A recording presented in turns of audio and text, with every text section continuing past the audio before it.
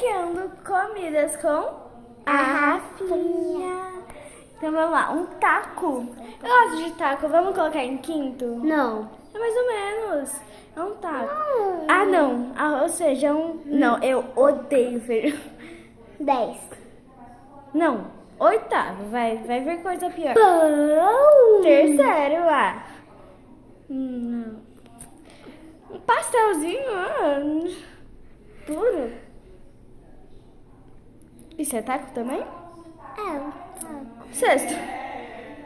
Uma sopinha. Não gosto. Décimo, então. Batatinha frita. Salada. Eu não gostei do meu ranking. Sushi. Eu odeio sushi. Não.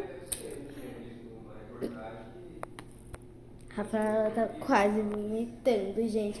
Ai, que nojo, sério. Não gostei.